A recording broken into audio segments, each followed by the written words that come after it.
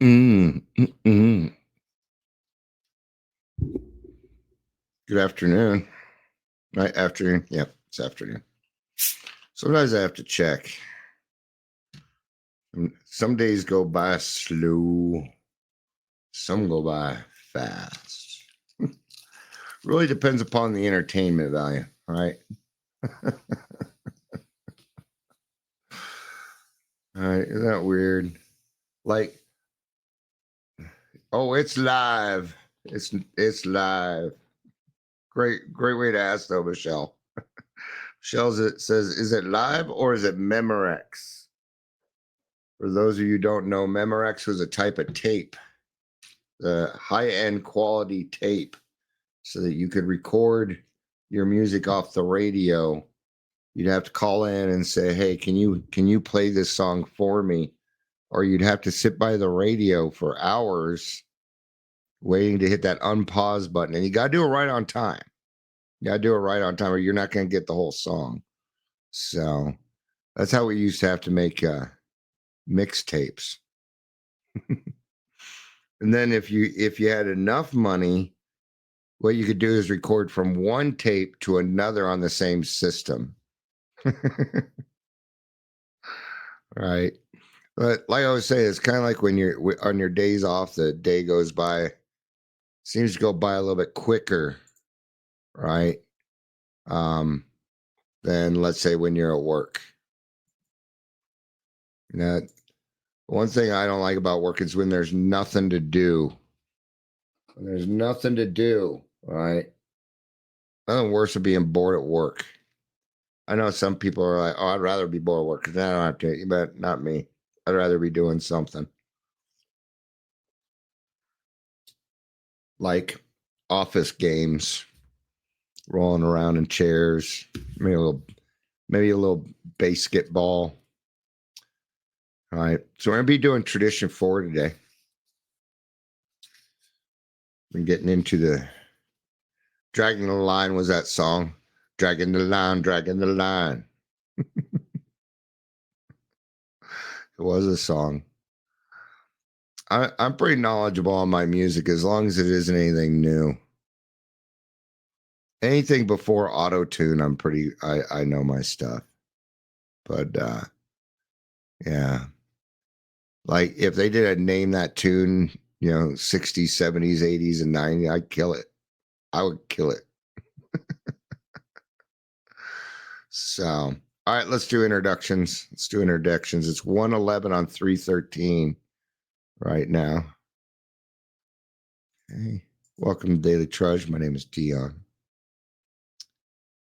Been weird lately. I've been talking to people that I didn't know that were watching these, and they're like, "And thank you for doing those videos." I'm like, "Oh, I didn't know you were watching."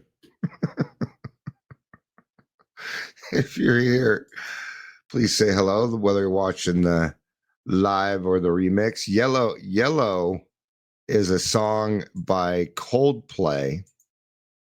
Claire Joyce bringing up the song Yellow, which is by Coldplay. And it was actually the very first song I learned how to play on the drums. Yeah. One of the very first songs. I remember the first time I heard that song and I just got home from the bar and put on MTV. I don't know what it was about that song, but I just broke down, bawling my eyes out. And I still listen to a lot of Coldplay. I'm a big Coldplay fan. Now, I'm assuming that's what you're talking about, Clara, but that is an assumption. But I have a feeling I'm right on that assumption. It's not even a presumption, and I usually presume before I assume, right? Never assume, always presume. All right. So if you'd like to follow along, we're going to be in the 12 by 12, page 146. All right. So tradition 4. Each group should be autonomous except in matters affecting other groups or AA as a whole. We're going to look up the word autonomous. We got to know what that means. It's one of those $10 words that alcoholics have a fear of asking what it means. So we assume, and we can't assume, remember?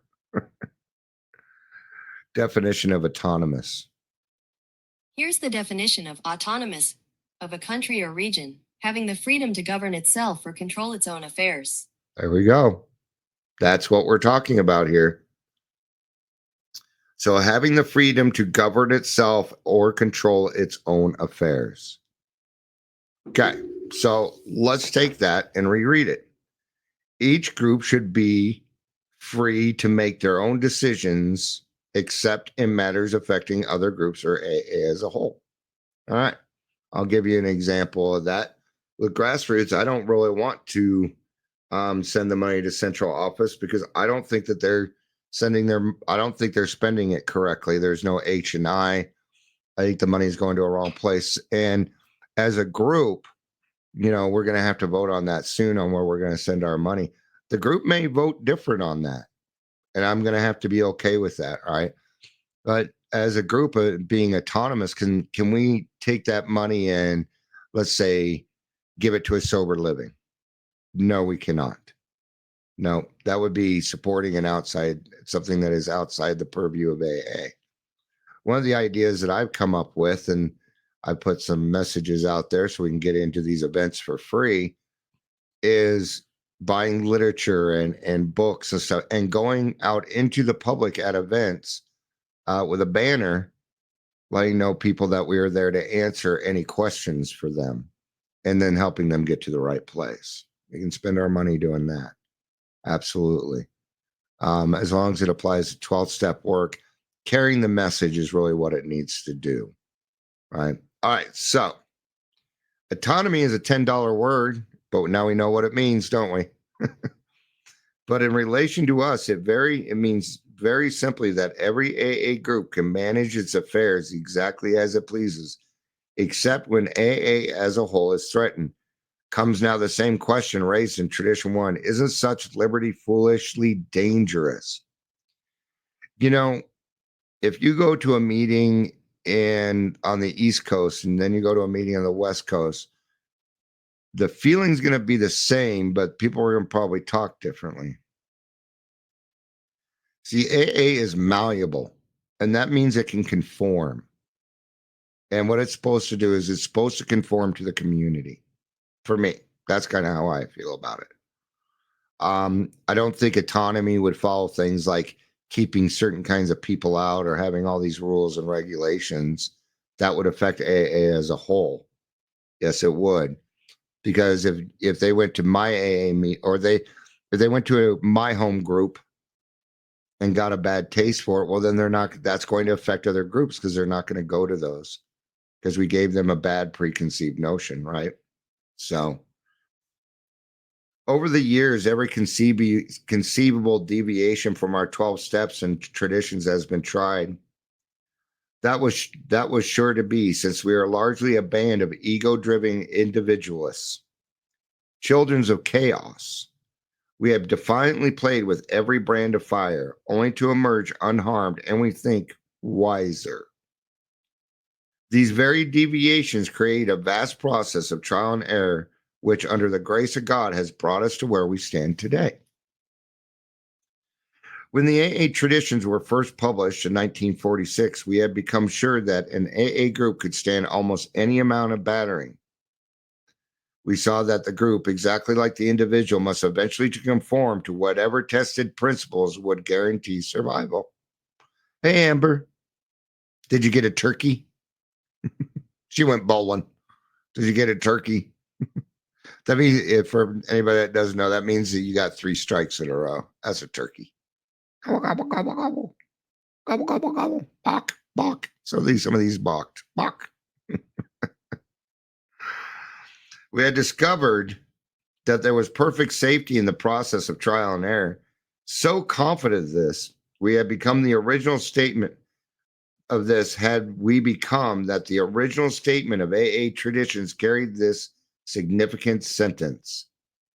Any 2 or 3 alcoholics gathered together for sobriety may call themselves an AA group, provided that as a group, they have no other affiliation. Right? Oh, you suck at bowling. I had to learn how to bowl. My grandma was a professional bowler. She was.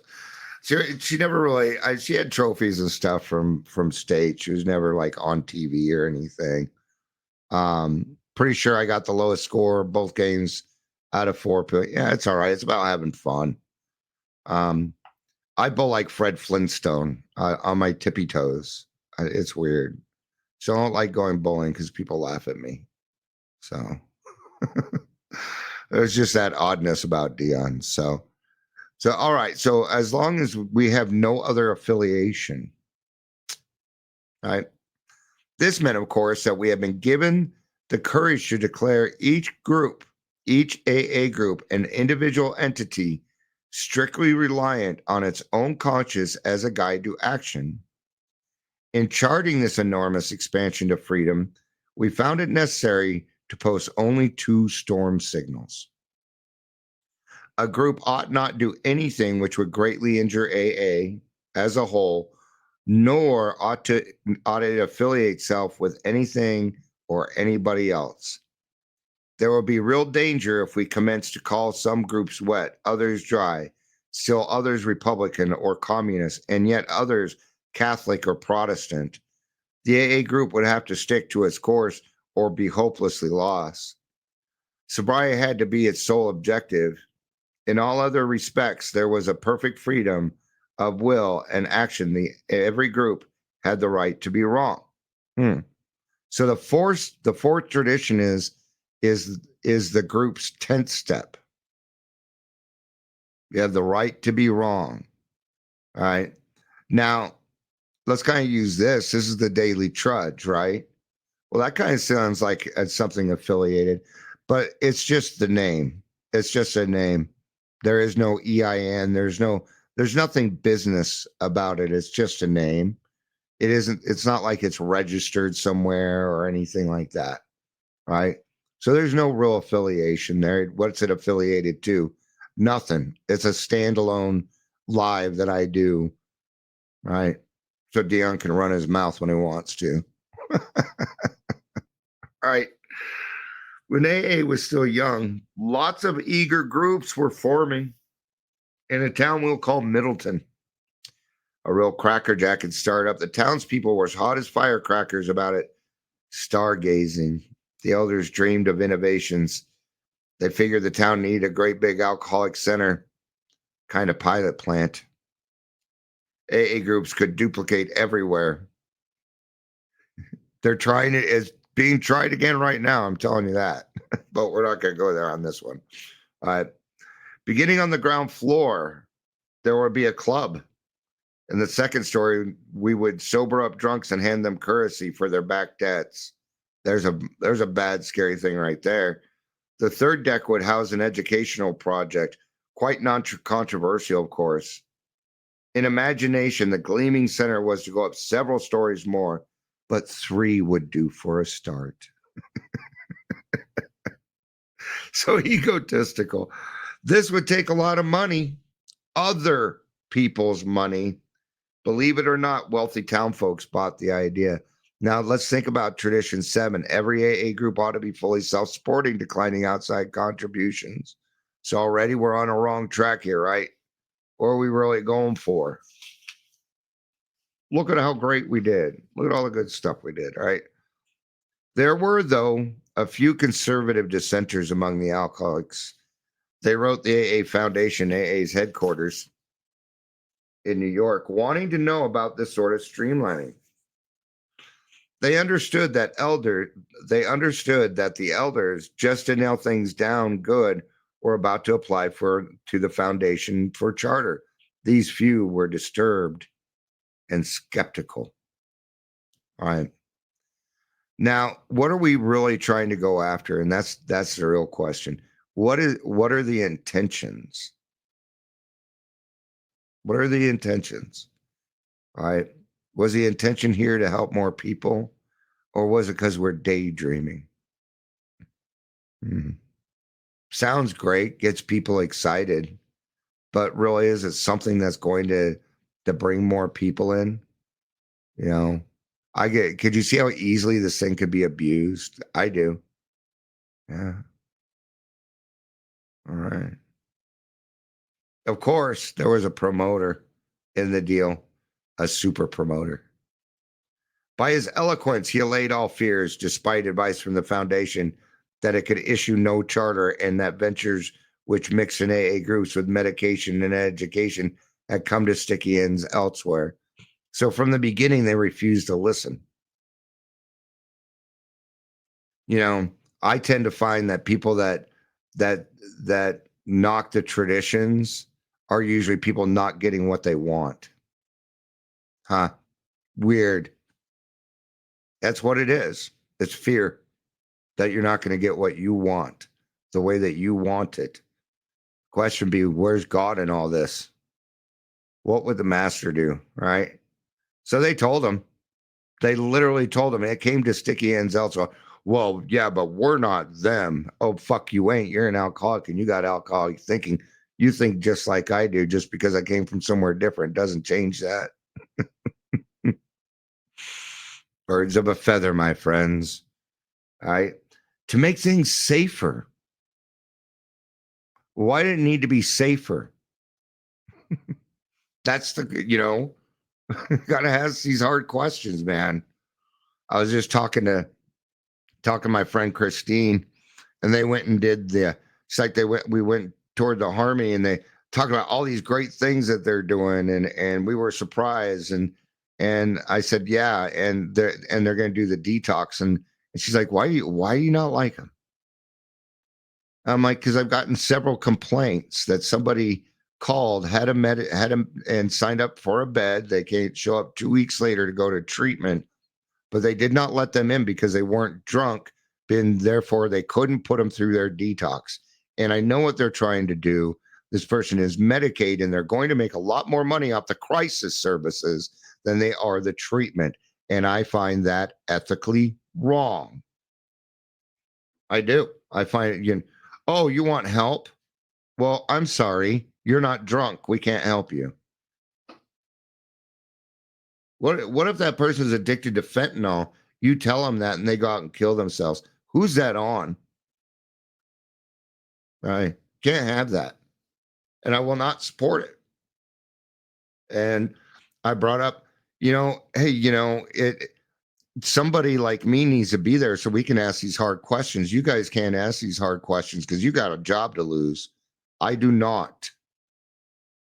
So I think I'm going to call Harmony and I'm going to ask.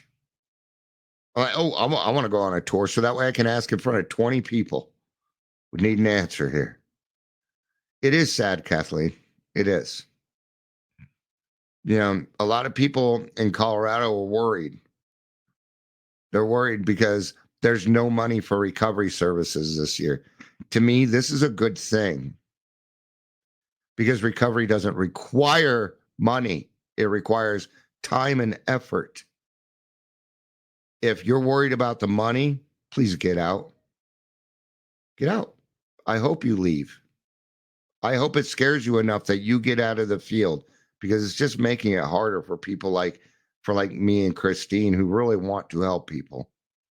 Right? Okay. So to make things safer, the promoter organized 3 corporations and became president of them all. Come on. This is what we would call risk. See, somebody's got to take risk because there's money involved. There's risk in everything that you do, mostly money, banking, things like that. Oh, man. We have had 4 people commit suicide in Lafayette Monday night group just in the past 2 years because of this. Ouch. I'm sorry, Clara. I wish there was something that I could do. I really do. I would do it too. You know, I'm doing everything that I can in the position that I'm in. And, but I tell you now, it's often that I feel my own insignificance in all of this. Sometimes when I'm like, am I really, am I saving lives, God? Because that's what we need to do here. What's the value of a human life? How much Medicaid money do you need in order to help someone? I find that disgusting. I find it wrong. Yeah, absolutely you are, Clara. Absolutely you are. You know, the thing is we need more than AA. We need the professionals' help. And when they make it difficult in order to get help, suicide is what happens. Maybe not even intentional suicide, but it does happen. So he became president of them all, and that doesn't sound very egotistical. They could have avoided this whole thing if they would have just listened to the people that have experienced it and went through it. Yeah. I'm tired of watching people reinvent the wheel. The wheel that we already have. We have a solution to this. And you went and created your own program because you didn't want to do the work. Well, then I find you to be an unhealed alcoholic doing two-stepping. I'm more than happy to sit down with you and I will talk you under the table. I will. So, freshly painted, the new center shone. The warmth of it all spread through the town. Soon things began to hum. To ensure foolproof continuous operation, 61 rules and regulations were adopted. Mm. How many rules and regulations do you follow when you're at this point? Besides none. See, what they did is they created a requirement for help. And it's funny, Christine and I were just talking about this. You know, a lot of sober like being drunk when you show up. That's a requirement for help. That's making us jump through hoops. Right. But let's say you get a scholarship at a sober living and they demand that you owe them now. Owe them what? It is a scholarship. There's no owing. There's a lot of people that tell me, Dion, thank you. I appreciate you doing this. And I wish I could pay you back. And you know, my reply to that is pay it forward. Pay it, give it to the next person. Go out and help another person. Get a better life. I'd be happy as horse shit for that. Did it get fixed? You are good to go. Awesome. Thank you. I love you. My car's fixed because my wife is awesome. Yay. So 61 rules and regulations were adopted. I'm gonna go off on a little sidebar here. All right. All right, because I told you I'm having a hard time with a car. And I had a tow truck come. We were gonna send it down to Honda. I was gonna bitch them out and didn't. I was making a mountain out of a molehill. Battery just needed to be changed. Thank God for the people in our lives that step in like, okay, hold on a second, Dion. Right? And since I could remain open-minded and I'm not trying to control the world, it turned out exactly how it's supposed to. And now I have XM because my wife hooked up my XM. Right? See? Those are the benefits of not getting angry. Yeah. All right. But alas, the bright scene was not long in the darkening. Confusion replaced serenity. And there it is. If I am causing more confusion than harmony, I need to get out. Like with the car. I was causing more confusion than harmony. And somebody else needed to step in. Nothing wrong with that. All right. It was found that some drunks yearned for education but doubted if they were alcoholics. Well, if you doubted you were alcoholics, why are you at the Alcoholic Center taking money from the second floor? See, it's already being abused. Alcoholics and people in need will abuse things. It's just it's what I would call forced. What would you call it? Where you're breaking the law, but you have to in order to survive. Yeah, yeah, and it's a forced agenda. Imagine you're out in the streets with your kid. You know, it's 10 degrees out. So you break into an abandoned house so your kid doesn't freeze to death. All right. If I ever saw somebody at the store and they were stealing formula for their baby, not only would I not say anything, I would distract security so they could get the fuck out of there. Yes, I would. Well, so All right. It was found that some drunks, Frida, the personality defects of others could be cured with maybe a loan. I need drinking money. Some were club minded, but it was just a question of taking care of the lonely heart. See, we've already hit on two things that you should not go for: money and sex. That's what they're saying. That's reinforcing relationships between two people that are very unhealthy. And they're going to go back out and get drunk. And they may even die because of it. Sometimes the swarming applicants would go for all three floors. Some would start at the top and then come through to the bottom, becoming members. Others starting the club, pitched to binge, or hospitalized. Then graduated to education on the third floor. All right. You know, we all there's what's the best way to put it? Alcoholics need structure and discipline. We need structure and discipline. We need guidance. There's no guidance in this. You know, in the beginning, we're not being told what to do, but we're being told what to do. We're following direction, and we need that direction. When we leave that direction up to a new person, but if it was me coming in and you left it up to me, I'd screw it all up. That's how I got there. My own self-will. But somebody wanted a gleaming thing so that they could put their fucking name on it and have their name in lights. And that was the only intention. Look how high I can jump. That's what I call that. Find it childish. Find it unserving. All right. Isn't it always fun to spend other people's money?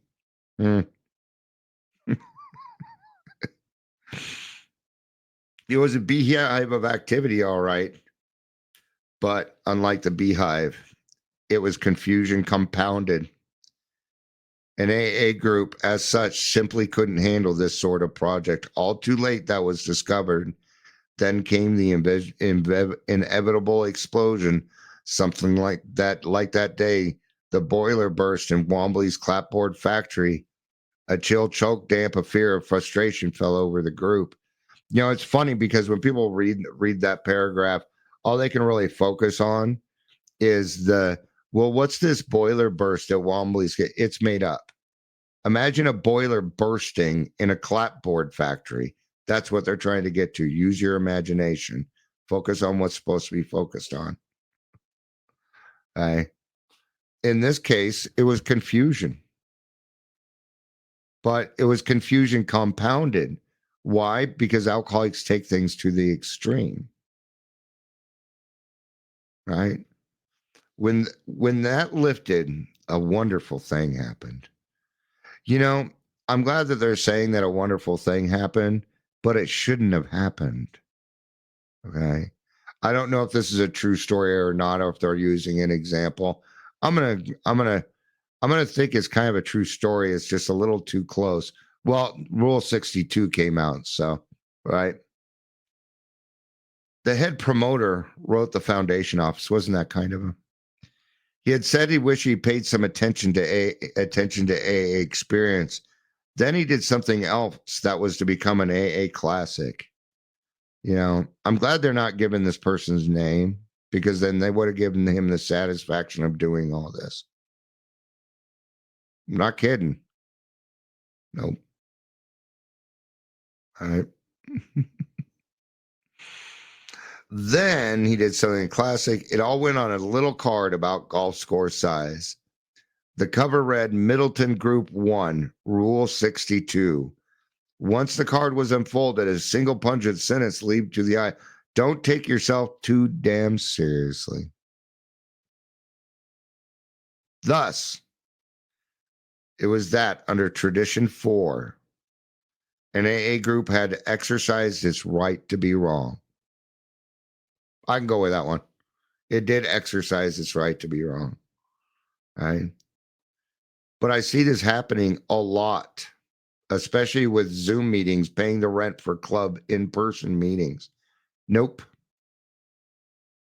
It's a different meeting, and it's a separate meeting. Kind of weird. I'm trying to figure out how we can keep that separated. I'm not going to go much more into that one. So, but they did exercise his right to be wrong. Now, the only way you can, the only way that you can be, that you can get to that is by admitting that you're wrong. Having the same damn chairperson at every single meeting. There's one for you. You know, you shouldn't. I'm not going to go into that. Moreover, it performed a great service for Alcoholics Anonymous because they've been humbly willing to apply the lessons it learned. Awesome. That's awesome. I think that's cool. And I believe that. And I believe it because I believe people can change. Absolutely, I believe that. I changed. You changed. So these people could probably change too. I hope they learn their lesson. But I've noticed that there's a lot of people I'm hearing that are just refusing to listen to the experience of people that have been there before. They're refusing. Oh, well, I'm not you. I'm not that. I tell you, you can either learn from the experience of other people or you are doomed to repeat it. And it's going to be, and somebody even may have it said, hey, you go down that route. This is what's going to happen. That's what happened to me. Well, I'm not you.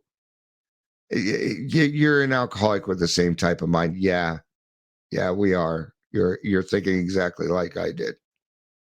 All right.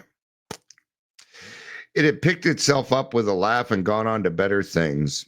Even the chief architect standing in the ruins of his dream could laugh at himself. And that is the very acme of humility. Another thing I'm thinking about on that is how long did it take to build it? And in no time, nobody did anything. This is what I would call the Abilene effect, or the Abilene something. I forget what it's. It's where a group of people come together and make a bad decision, even though other people's experiences have told them different. And they come together and they vote on a wrong decision because they want to be a part of. That's why you got to ask the hard questions, man. Ask the hard questions. All right. Thank you, everybody, for being here. I appreciate it. I hope you have a good rest of your day. I love you. You know I do. Peace out and have a day.